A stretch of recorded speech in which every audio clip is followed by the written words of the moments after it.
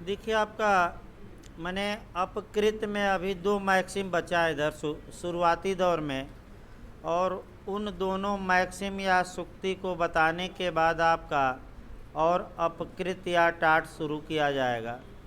ये जो दो मैक्सिम बताई जा रही हैं आपका, इसमें पहले मॉडल देख लिया जाए और तब इसका अर्थ बताया जाए तमाम बातें। देखिए जो दो मैक्सिम आपका मैंने हम बताएंगे, ये लगातार बिहार में एक क्वेश्चन प्री में बनता है।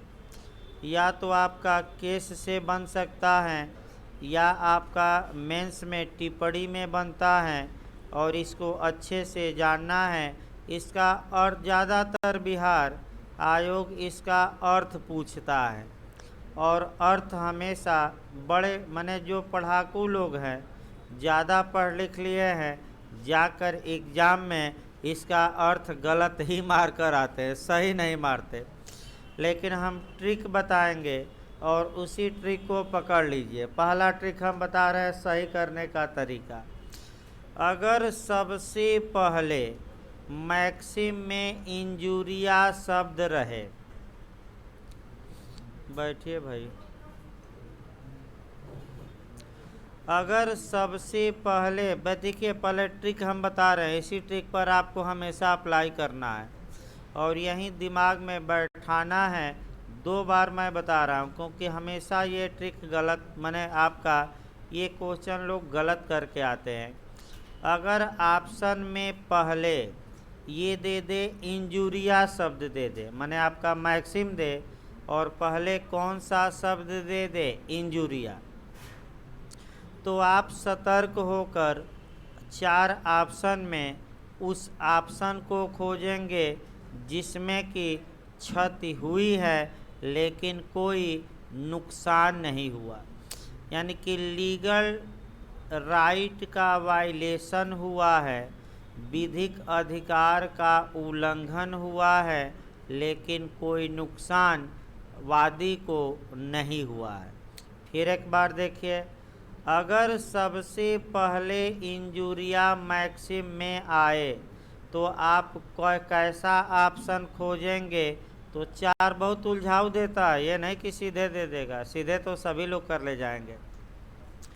आप चार ऑप्शन में वह ऑप्शन खोजेंगे जिसमें आपको लगे कि क्षति हुई है लेकिन कोई नुकसान नहीं हुआ, ये ऑप्शन।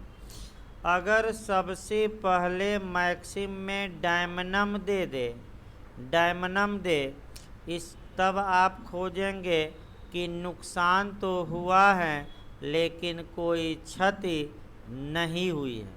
फिर एक बार समझिए, अगर मैक्सिम में सबसे पहले क्या आए डायमनम, डायमनम आए तो इसका मतलब ये हुआ कि नुकसान तो हुआ लेकिन कोई क्षति नहीं हुई। अब एक एक करके भाई चला जाए, मेंस में टिप्पणी में बनता है, एक एक करके हम समझाते हैं, लेकिन फिर एक बार हम बता दें मैक्सिम को, तब आपका आगे बढ़ा जाए। देखिए भाई, आपका मैक्सिम को ये मेंस में भी टिप्पणी में बनता है टाट में, और अच्छे से तैयार रखना है, इस पर केस भी बनता है, और बिहार आयोग कठिन क्वेश्चन मैक्सिम पर बनाया है। पहला हम मैक्सिम चल रहे हैं इंजुरिया,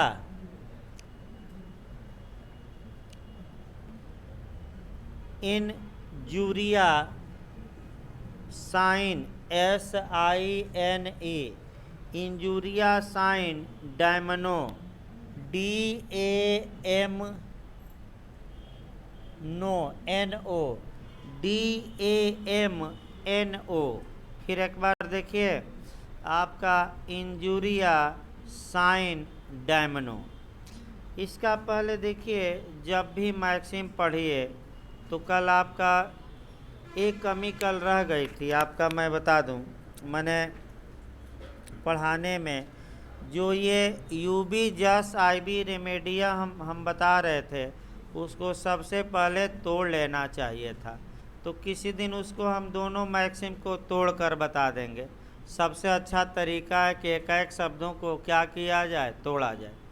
और ये आपका थोड़ा अब स्पीड बढ़ाने के चक्कर में वो छूट गया, लेकिन फिर आज स्पीड थोड़ा स्लो की गई है ताकि भाई कोई भी बात छूटे ना, क्योंकि एक बात जो छूट जाएगी वही कंपटीशन से क्या कर देगी आपको बाहर। ये मेंस में भी आता है, प्री में भी, सतर्क रहना है। देखिए अच्छे से, इंजुरिया का मतलब क्या हुआ, साइन का मतलब क्या हुआ, डायमनो का मतलब क्या हुआ, तोड़ लिया जाता है। इंजुरिया का मतलब होता है आपका लीगल इंजरी। लीगल इंजरी का मतलब होता विधिक क्षति। क्या हुआ, लीगल मतलब क्या, विधिक, और इंजरी का मतलब क्षति, यानी कि इसका मतलब हुआ क्षति या विधिक क्षति, इंजरी। याद रखिएगा, इंजरी इंग्लिश में। साइन का मतलब हुआ विदाउट, साइन का मतलब हुआ विदाउट, और विदाउट की हिंदी होती है के बिना। हिंदी क्या होती है विदाउट की, के बिना। और डायमनो का मतलब होता है डैमेज। डैमेज, डैमेज मतलब होता है हानि। हानि का मतलब हुआ नुकसान। और आपका जौनपुर इत्यादि माने जिलों में नुकसान बोला जाता है, मुस्कान नहीं, नुकसान हो गया। आप सुनिएगा तो कभी भी जौनपुर प्रतापगढ़ इधर के बेल्ट में आपका बोला जाता है बहुत बड़ा नुकसान हो गया, मुस्कान नहीं, नुकसान हो गया। तो नुकसान का मतलब आप क्या समझेंगे, बहुत बड़ी क्या हो गई, हानि, हानि हो गई, बहुत बड़ा नुकसान हो गया, बहुत बड़ा डैमेज हो गया, डैमेज कहा जाता है भाई। तो सतर्क रहिए। अब आइए, यानी कि अगर हम, अब देखिए शब्द हमने तोड़ दिया आपका। अब इसी को आपका हिंदी में पूछा जाता है कि इंजुरिया साइन डायमनो का मतलब क्या हुआ। तो इंजुरिया साइन डायमनो का मतलब हुआ हानि के बिना क्षति। क्या हुआ, हानि के बिना क्षति। अभी हम इसको समझाएं, अर्थात इसको 3-4 भाषा में जाना जाता है भाई। क्षति बिना हानि के, यानी कि नुकसान, क्षति तो हुई, विधिक अधिकार का उल्लंघन हुआ, लेकिन एक पाई का नुकसान नहीं हुआ। क्षति बिना हानि के भी कहा जाता है, या हानि के बिना क्षति कहा जाता है, या आपका ये भी कहा जाता है कि हानि के बिना आपका विधिक क्षति, या अगली भाषा में किसी व्यक्ति के विधिक अधिकार का वायलेशन होता है, लेकिन उसे एक पाई का नुकसान या हानि नहीं होती। इसका मतलब ये हुआ, ध्यान समझिए भाई इस मैक्सिम का मतलब, जब वादी के किसी विधिक अधिकार का उल्लंघन होता है, लेकिन वादी को उस विधिक अधिकार के उल्लंघन से एक पाई का भी नुकसान या हानि नहीं होती, तो इसे आपका क्षति के बिना, माने इसे हानि के बिना क्षति कहा जाता है। अर्थात वादी के विधिक अधिकार का उल्लंघन तो हुआ, लेकिन एक पाई का उसे नुकसान नहीं हुआ। ऐसी दशा में यह मैक्सिम एक्शनेबल है। ये भी पूछा जाता है कौन एक्शनेबल हैं और कौन नहीं है। यह मैक्सिम एक्शनेबल है। एक्शनेबल मतलब वाद योग्य है। वाद योग्य का मतलब हुआ कि ऐसी दशा में वादी न्यायालय में जाकर अनुतोष की मांग कर सकता है कि हजूर हमारे अधिकार का हनन हुआ है, तो हमें अनुतोष दीजिए, भले हमें एक पाई का भी नुकसान नहीं हुआ।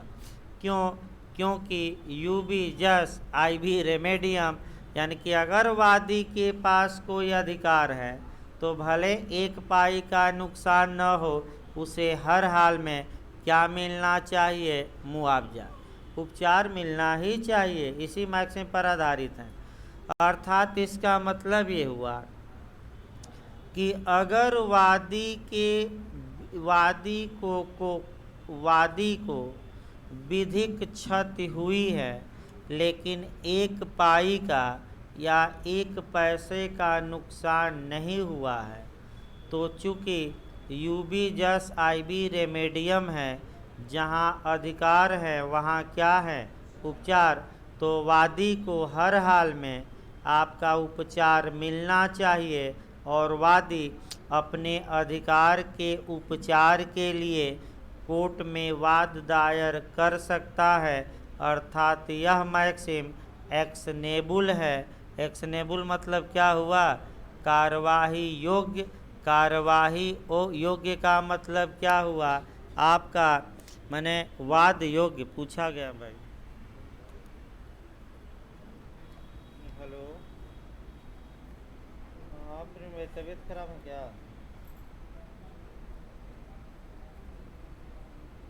अब कुछ आराम है? तो क्या प्लान है? गणेश भाई आए थे। हम्म,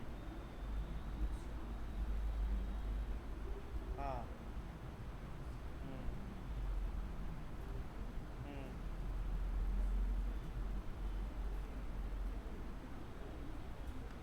हम्म, तो हम क्लास में आपको 7 सवा 7 बजे फ़ोन करें? हाँ, 7:15 फ़ोन करते हैं।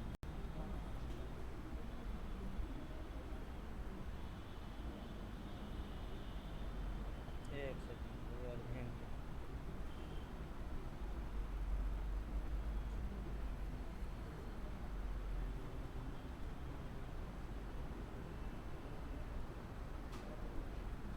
हाँ मिस्टर बताइए। हाँ,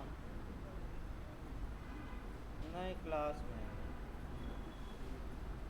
हाँ हाँ, क्या कोई विशेष कार्य है?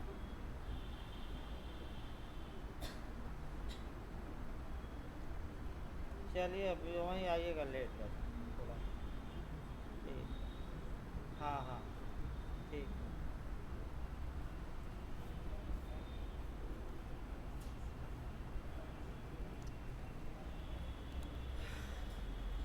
देखिए आपका ये यानी कि ये मैक्सिम पूछा भी गया बिहार में, एक्शनेबल है। एक्शनेबल का मतलब ये हुआ, फिर एक बार मैं बता रहा हूँ, कि वादी न्यायालय में उपचार की मांग के लिए वाद दायर कर सकता है, इसमें कोई शक नहीं है। देखिए इसके लिए अधिकारों को 2 वर्गों में बांटा गया है। एक विशुद्ध अधिकार यानी कि एब्सोल्यूट राइट, आत्यांतिक अधिकार, पूर्ण अधिकार, और एक क्वालिफाइड राइट यानी कि विशेषित अधिकार। फिर एक बार याद रखिए, इसके लिए अधिकारों को कितने वर्गों में बांटा गया है? 2 वर्गों में। एक विशुद्ध अधिकार, विशुद्ध मने एब्सोल्यूट राइट, एब्सोल्यूट मने पूर्ण अधिकार, आत्यांतिक अधिकार।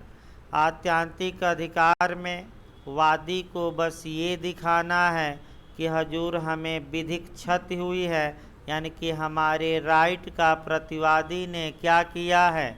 वायलेशन। अतः हमें उपचार दिया जाए, भले हमें एक पाई का नुकसान न हुआ हो। और विशेषित अधिकार में 2 बातें दिखानी पड़ेगी। एक तो हमारे लीगल राइट का क्या हुआ है? वायलेशन, यानी कि हमें क्या हुई है? इंजुरिया। और उसी के साथ साथ कुछ हमें नुकसान भी हुआ है, हानि भी हुई है, यानी कि जौनपुरी भाषा में नुकसान हो गया है। तो किस में दोनों दिखाना पड़ेगा? आपका एब्सोल्यूट राइट में कि क्वालिफाइड? हाँ, और किस में हानि दिखाने की आवश्यकता नहीं है? एब्सोल्यूट। बस 2 लाइन जानना है। आगे देखिए भाई आपका, अब इस विषय पर मैक्सिम तो भाई इतना ही आपका अर्थ लिखकर निकल जाना है। और चूंकि अपकृत में कोई सेक्शन है नहीं, अतः वहीं केस केस केस यानी कि केस की लिस्ट बना लेनी है और केस ही याद करना है। देखिए 4-5 केस मैं भी बता रहा हूँ महत्वपूर्ण, और भी केस है, तो सभी केसों को याद ही करना होगा और कोई उपाय नहीं है। केस का मॉडल बना लिया जब भाई पहले। एक तो आपका बिहार ने पूछा कि कौन सा केस इलेक्शन या निर्वाचन से संबंधित हैं, तो जितने केस चुनाव से संबंधित है उसको एक जगह एकत्र कर लेना चाहिए ताकि प्री में गलत न हो। दूसरा, जब मेंस में लिखेंगे तो इतना तो लिखना ही पड़ेगा, मेंस में सभी केस नहीं लिखना है, 3 या 4 केस इस मैक्सिम में लिखिएगा, और वह केस मैं बता रहा हूँ 3 या 4। देखिए क्या केस मैं बता रहा हूँ। पहला केस लिखिएगा एसबी वर्सेज वाइट, इसलिए मैं बता रहा कि ये केस अंत तक काम करेगा। एसबी वर्सेज वाइट 1703 का केस है। जज कौन थे? ये केस किससे संबंधित हैं? हाँ, मैं लगातार बता किससे संबंधित है? इलेक्शन या निर्वाचन। निर्वाचन को चुनाव भी कहा जाता है, रटे रहिए। ये बिहार में पूछा गया था और इसी बार इसमें पूछा गया था कि ये केस किस मैक्सिम पर आधारित है, यूबी जस आईबी रेमेडियम कि यूबी रेमेडियम आईबी जस, तो यूबी जस आईबी रेमेडियम। अगर पूछ ले कि किस मैक्सिम से, इधर पूछ ले कि इंजुरिया साइन डैमनो कि डैमनम साइन इंजुरिया, तो क्या मार कर आएंगे? क्या चल रहा है? इंजुरिया साइन डैमनो। अब देखिए इस केस में क्या हुआ। पहला केस यहीं अटैक करिएगा मेंस में, और प्री में तो लगातार आता है। अब हमें लगता है कि किसी भी एंगल से आ जाए तो लोग गलत नहीं करेंगे, हर एक एंगल बता ही दिया गया, फिर कई बार बताया गया, फिर एक बार मैं बता रहा हूँ। कह सकते हैं कि वादी संसदीय निर्वाचन में मतदाता था, प्रतिवादी जो निर्वाचन अधिकारी था उसका मत लेने से इनकार कर दिया, तो वादी प्रतिवादी के खिलाफ क्षतिपूर्ति की मांग के लिए वाद दायर किया। प्रतिवादी का ये तर्क था कि हजूर ये वोट नहीं दिए तो इन्हें क्या नुकसान हुआ, क्योंकि जिस प्रत्याशी को यह वोट देना चाहते थे वह प्रत्याशी तो भारी मतों से क्या हुआ, विजयी। और वादी कह रहा था कि हजूर मत देने का या राइट टू वोटिंग जो ये मेरा विधिक अधिकार है, इस अधिकार का वायलेशन हुआ है, तो भले हमें एक पाई का नुकसान न हुआ हो, आप हमारे अधिकारों की रक्षा करिए और हमें मुआवजा दिलवाइए, क्योंकि जहाँ अधिकार है वहाँ क्या है? उपचार। भाई हमारा अधिकार है तो आप कोर्ट किस लिए बैठा है? कि हमारे अधिकारों की क्या करे? रक्षा करे। जस्टिस होल्ट ने सर्वप्रथम यूबी जस आईबी रेमेडियम का सिद्धांत लागू किया और उनका कोटेशन 2 लाइन मेंस में लिखना ही होगा। देखिए क्या कहे होल्ट भाई, यदि वादी के पास कोई अधिकार है तो ऐसी दशा में उसके हनन होने पर या वायलेशन होने पर, अतिक्रमण होने पर या उल्लंघन होने पर उसे उपचार हर हाल में मिलना ही चाहिए, क्योंकि बिना उपचार के अधिकार की बात भी सोचना क्या है? व्यर्थ है। यानी कि बिना उपचार के अधिकार बेकार हो जाएगा। अतः न्यायालय ने आपका नाम मात्र की नुकसानी नॉमिनल डैमेजेज वादी को दिलवाया और उसके अधिकार की क्या किया? रक्षा। दूसरा केस देखिए भाई, आपका जो दूसरा केस आपको लिखना है वह देखा जाए आपका the municipal board of Agra बनाम Ashrafi Lal. The municipal board of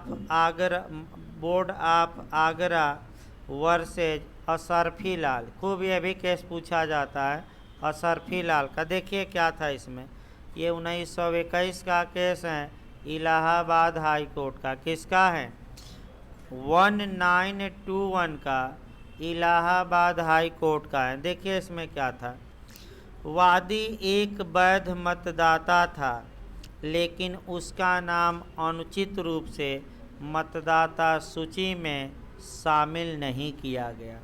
यानी कि वादी ने मतदान अधिकारी को सब कागज पत्र दे दिया और कहा कि मेरा नाम वोटर लिस्ट में क्या करिए, दर्ज करिए, और प्रतिवादी ने उसका नाम वोटर लिस्ट में दर्ज ही नहीं किया और चुनाव में आपका वादी वोट ही नहीं दे पाया। जब लिस्ट निकली तो पता लगा कि उसका नाम ही नहीं है।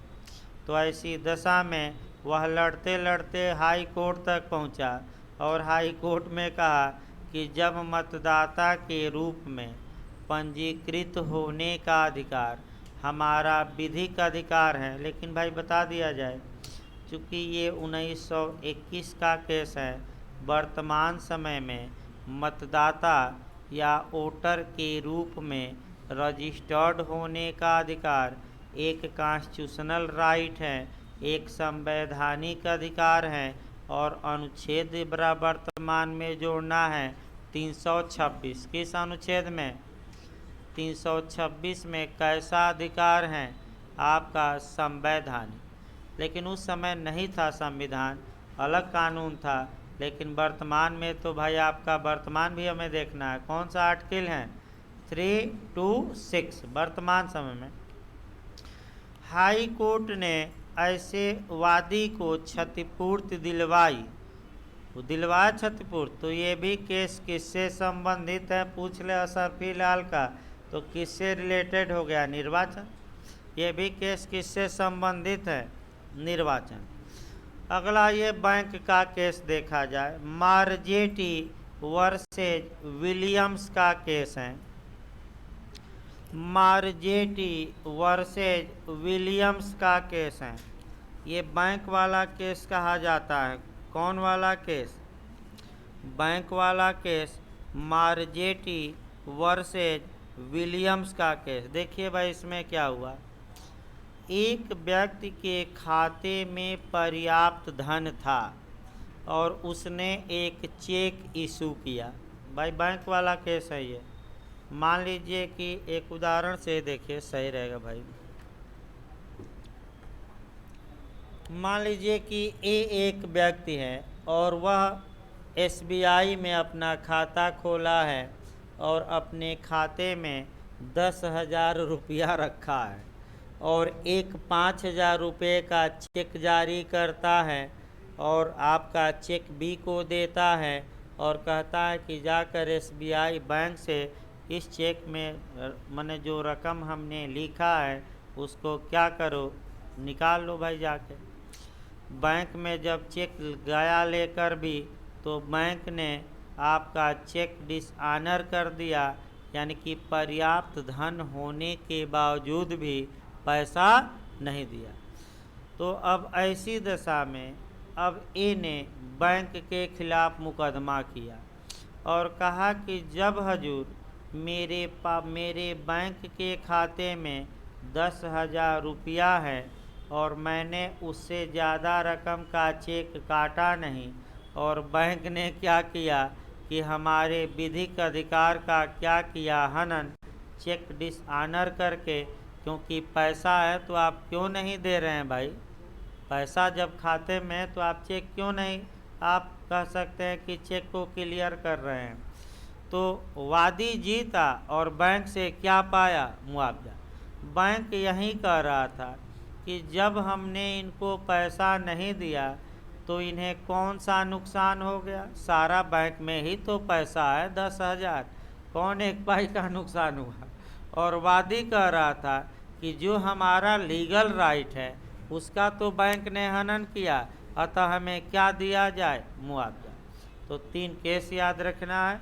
इसके विपरीत मैक्सिम आ जाइए, तब आगे बढ़ा जाए भाई। देखिए इसके विपरीत मैक्सिम, दूसरी जो मैक्सिम आपका देखी जाती है वह देखा जाए ये भी आपका काफ़ी पूछा जाता है और यह मैक्सिम आपका अच्छी मानी जाती है। ये भी देखिए, दूसरी मैक्सिम पर चला जाए भाई। आपका डायमनम साइन इंजुरिया, यानी कि डायमनम, देखिए DAMNUM, damnum, damnum sine SINE, sine injuria INJURIA,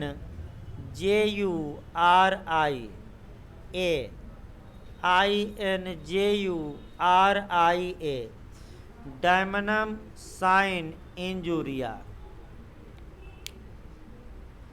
देखिए, इसका पहले मतलब तोड़ लीजिए। तो जैसे कि पहले मैक्सिम का तोड़ा गया, डायमनम का मतलब हुआ डैमेज, और डैमेज का मतलब हुआ नुकसान, नुकसान का मतलब क्या हुआ, हानि।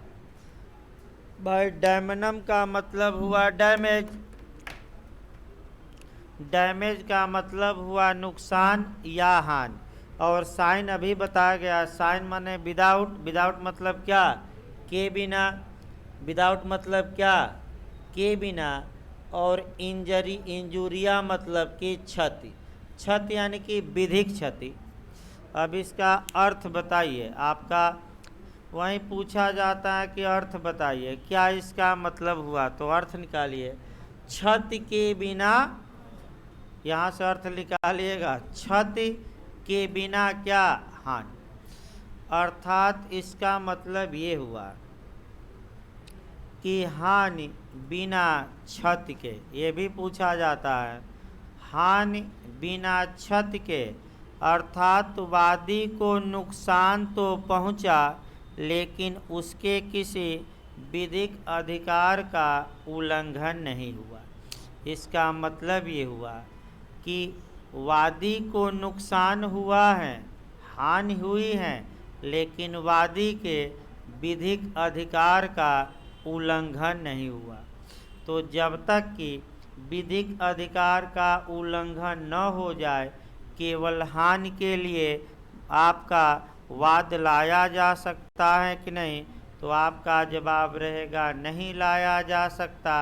अर्थात यह मैक्सिम, यह सूक्ति एक्शनेबल नहीं है, वाद योग्य नहीं है। अर्थात इस आधार पर कि वादी को नुकसान हुआ है और किसी वादी के किसी विधिक अधिकार का हनन नहीं हुआ है, तो कोई भी मुकदमा लाकर मुआवजा वसूला नहीं जा सकता। इसका पूरा मतलब समझिए भाई, आपका पूरा मतलब समझिए, तब आपका बताया जाए। क्षति के बिना हानि का तात्पर्य यह है कि वादी के विधिक अधिकार का या वादी को कोई कानूनी तौर पर क्षति या इंजरी नहीं हुई है, लेकिन प्रतिवादी के कार्य से वादी को नुकसान हुआ है। फिर एक बार समझिए दूसरे एंगल से, वादी को कोई विधिक क्षति नहीं हुई है, लेकिन प्रतिवादी के कार्य से वादी को नुकसान जरूर हुआ है। ऐसी दशा में चूँकि कोई कानूनी अधिकार का उल्लंघन हुआ ही नहीं, केवल क्या हुआ है, नुकसान, तो यह अनियोज्य नहीं है। अर्थात वादी प्रतिवादी के खिलाफ मुआवजा के दावे में सफल नहीं होगा। और लिखना इतना ही है शुरुआती दौर में, इसके बाद से आपका केस 4-5 देखना है। केस ज़रूर याद रखिए। देखिए, केस मैं बता रहा हूँ 4-5, और आप लोग खुद बताइए कि क्या किसी विधिक अधिकार का हनन हुआ कि नहीं। तो पहला केस हम बता रहे हैं 1410 का, ग्लोसेस्टर ग्रामर स्कूल का पूछा गया भाई। ग्लोसेस्टर ग्रामर स्कूल। अब देखिए होता क्या है भाई, दो स्कूल बना लिया जाए। इसी पर कोचिंग का भी उदाहरण समझा दिया जाएगा आपका, लेकिन पहले स्कूल पर समझाया जाए। देखिए ध्यान से, एक स्कूल पहले से चल रहा था और वह स्कूल ज़्यादा ऊंची फीस ले रहा था।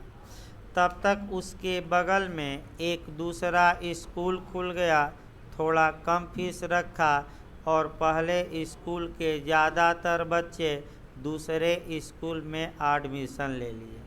तो पहला स्कूल वाला दूसरे स्कूल पर मुकदमा किया कि हजूर हमें नुकसान हो गया, बच्चे यहाँ चले गए तो हमें दूसरे स्कूल वाले से मने मुआवजा दिलवाया जाए। न्यायालय ने ये कहा कि आपको भी कारोबार करने की स्वतंत्रता है, अन्य को भी है। आपको नुकसान तो हुआ, मैं मान रहा हूँ यानी कि आपको नुकसान तो हुआ, जौनपुरी भाषा में नुकसान तो हुआ, मैं मान रहा हूँ, लेकिन आपके किस लीगल राइट का उल्लंघन हुआ हमें बता दीजिए। आपके किस विधिक अधिकार का उल्लंघन हुआ? क्योंकि आप भी प्रतियोगिता, भाई स्कूल खोले हैं और दूसरे व्यक्ति को भी कहीं भी स्कूल खोलने का क्या है, अधिकार है। तो मुआवजा मिलेगा कि नहीं? नहीं। क्यों? क्योंकि नुकसान तो हुआ लेकिन विधिक अधिकार का हनन नहीं हुआ। जैसे कि कोचिंग में भी देख सकते हैं, आपका फिल्म भी बनी है, आपका उस पर भी थोड़ा बता दिया जाए। आपका सुपर 30 फिल्म बनी है और आपका बिहार में ही बनी है। आप अगर देखें तो जो शिक्षा माफिया है वह कैसे आपका शिक्षा पर कब्जा किए हैं और गरीब लड़कों का कैसे हक मार रहे हैं, उस फिल्म से अच्छा उदाहरण नहीं मिल सकता। यानी कि जो वास्तव में निर्धन है, गरीब है, दरिद्र है, जिसके पास पैसे ही नहीं है कि वह 2 लाख 3 लाख देकर और कोचिंग में एडमिशन ले और स्कूल की पढ़ाई देख ही रहे हैं, न 3 में न 13 में। यानी कि जब स्कूल में ही अच्छा पढ़ा दिया जाता तो यहाँ कोई नहीं आता। क्यों आता भाई? आपका हम भी कोई दूसरा व्यवसाय देखते, जब स्कूल में अच्छा पढ़ा देते लोग तो क्यों कोई आता?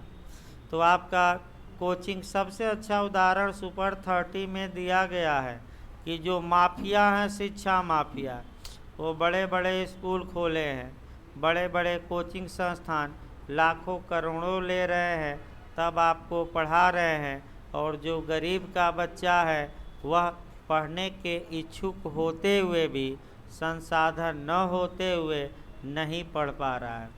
इसीलिए हमने भी अभियान चला रखा है भाई कि आपका लाखों फीस नहीं, कम कम फीस में सबको पढ़ाया जाता है, चाहे गरीब हो धनी हो, कोई ये नहीं है।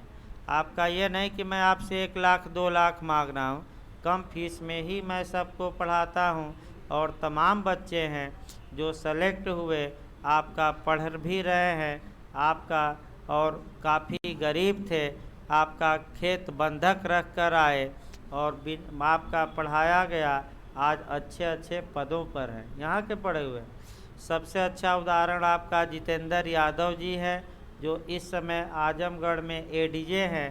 आपका 2-3 साल मैंने पढ़ाया, काफ़ी गरीब थे, यानी कि आपका कह सकते हैं कि मैंने कई बार किराया भी उनका रूम का दिया, मैं बता दूं, कोई जानता नहीं है। लेकिन 7-8 बार ऐसी स्थिति आई कि लगा कि अब ये बैक टू पवेलियन होंगे, तो मैं दूसरी कोचिंग में भी पैसा दिया इंग्लिश पढ़वाने के लिए। इंग्लिश का टीचर भगा दिए थे कि नहीं पढ़ाएंगे जाओ, और रूम मालिक परेशान किए तो मैं खुद कई बार किराया दिया। अब ये है कि ये सब बातें बताई नहीं जाती पहले, लेकिन जब सेलेक्ट हो गए तो बताई जा सकती है, लेकिन पहले ओपन नहीं की जाती बातें। भाई ये सब बातें गुप्त ही रखनी चाहिए।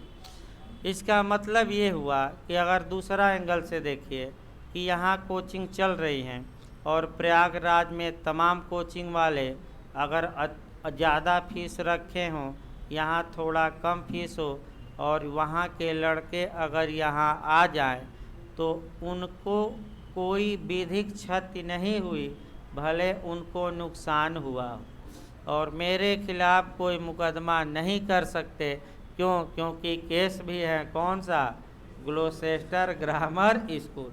तो अब कोई समस्या हो इस केस में तो बताइए, नहीं तो अगला केस देखा जाए। उषाबेन बनाम भाग्यलक्ष्मी चित्र मंदिर। आइए उषाबेन का केस आता है। उषाबेन बनाम भाग्यलक्ष्मी चित्र मंदिर। देखिए भाई, आपका एक फिल्म बनी थी जय संतोषी माँ, उसी पर है। और उसमें आपका जो हिंदू धर्म की 3 देवियाँ हैं आपका उनको आपस में लड़ते हुए और ईर्ष्यालु दिखाया गया था। तत्पश्चात उस एक फिल्म लगी थी मैंने आपका सिनेमा हॉल में, तो गुजरात का मामला है।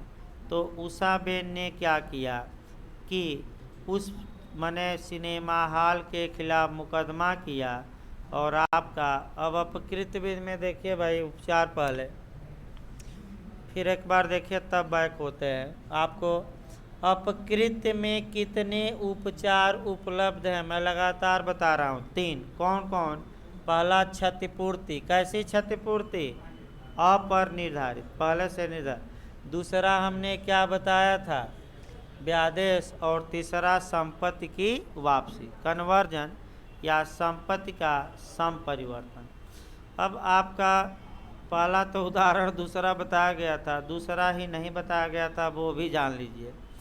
जब सिनेमा हॉल में फिल्म लगी तो उषाबेन मुकदमा की और न्यायालय से मांग की कि हजूर आप इंजक्शन जारी करिए, व्यादेश जारी करिए, आदेश जारी करिए, और आदेश जारी करके इस फिल्म के प्रदर्शन पर क्या लगा दीजिए? रोक। न्यायालय ने ये कहा कि ठीक है, आपको मने नुकसान हुआ है, लेकिन आपके किस विधिक अधिकार का हनन हुआ है ये हमें बता दीजिए तो हम रोक लगा दें।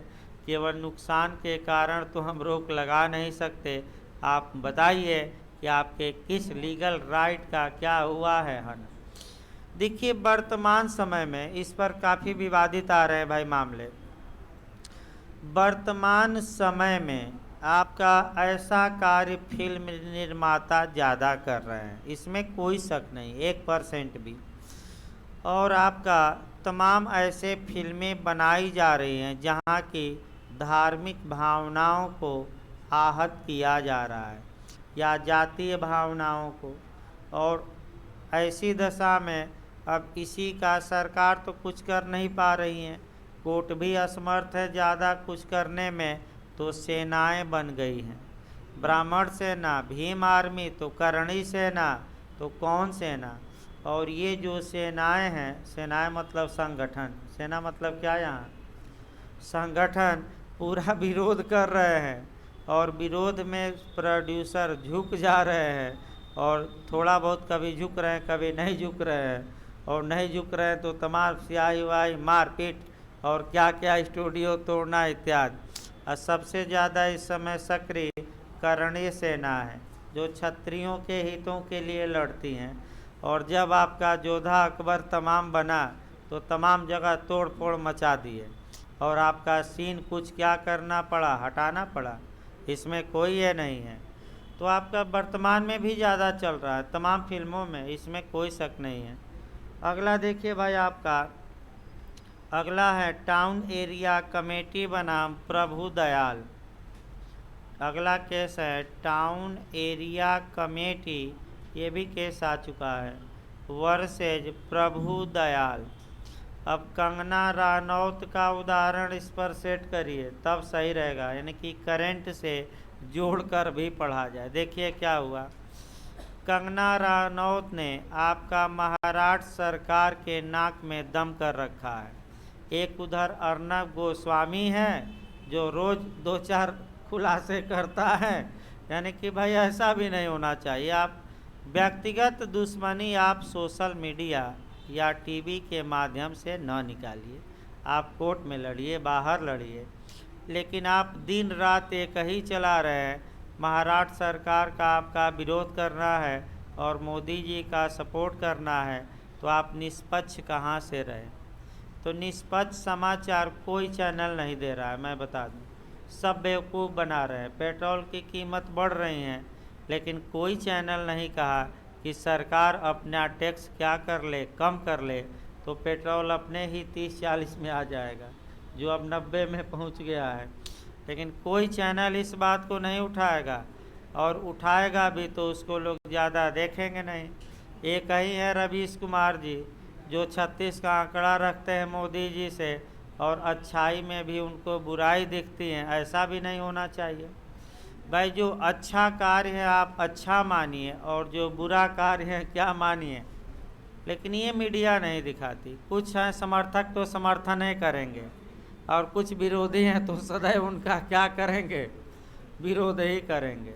तो आगे बढ़ा जाए भाई, इस केस में क्या हुआ था। कंगना रनौत का पहले देख लिया जाए, तब बैक हुआ जाए।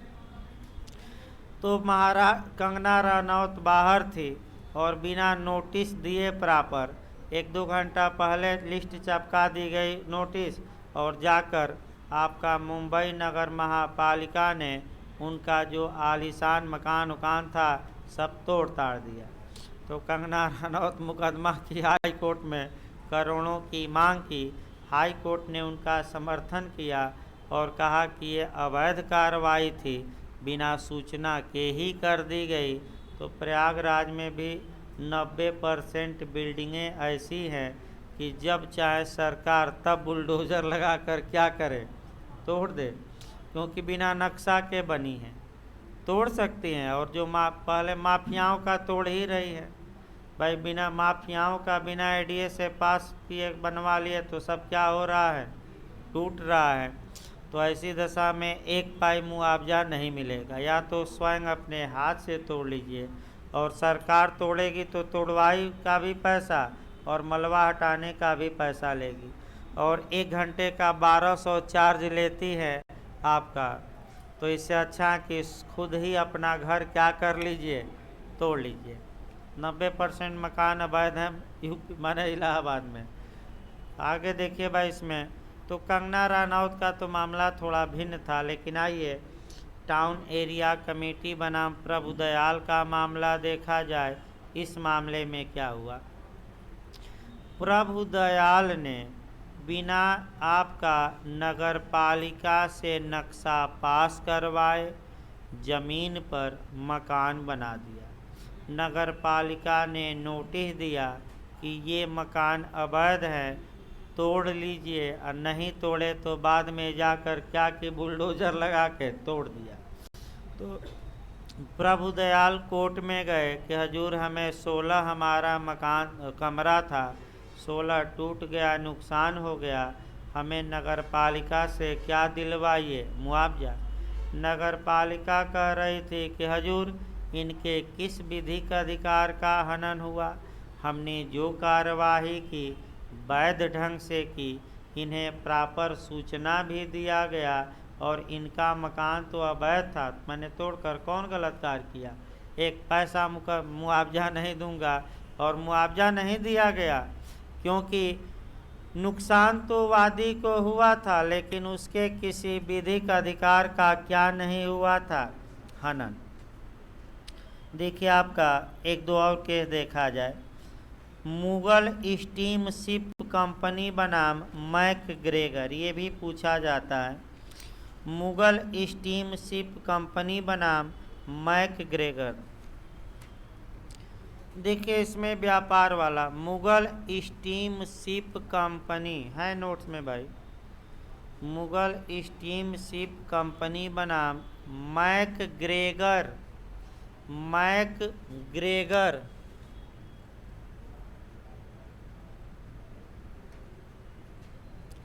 मैकग्रेगर। देखिए इसमें क्या हुआ, 2 कंपनियां व्यापार कर रही थी।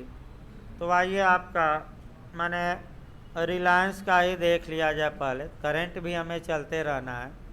मान लीजिए रिलायंस कंपनी है, वोडाफोन है, एयरटेल है, तमाम कंपनियां आपका प्रतिस्पर्धा करती हैं। ऐसी दशा में रिलायंस कंपनी ने क्या किया कि फ्री फ्री फ्री यानी कि सब कुछ क्या कर दिया, नेट भी फ्री, कॉलिंग भी फ्री, सिम भी फ्री।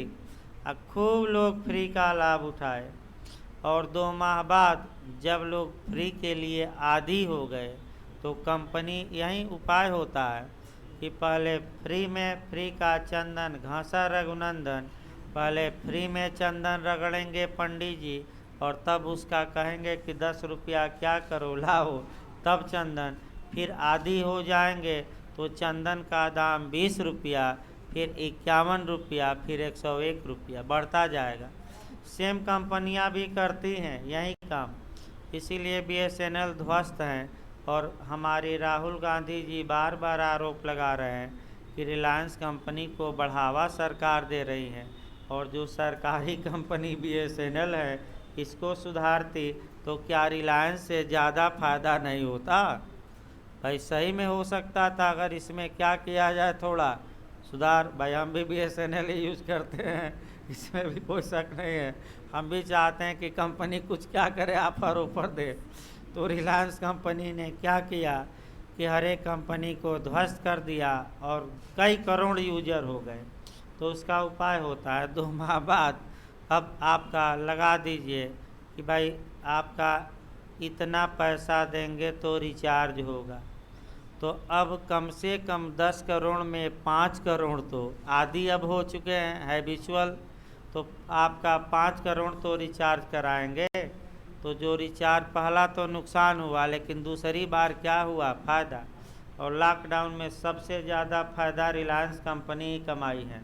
और आपका भाई भाजपा के सहयोगी भी हैं और भाजपा का बरदहस्त बड़े बड़े अरबों के ठेका भी इसको मिल रहा है, इसमें कोई शक नहीं है। तो आपका यही आपका केस के माध्यम से चलना है।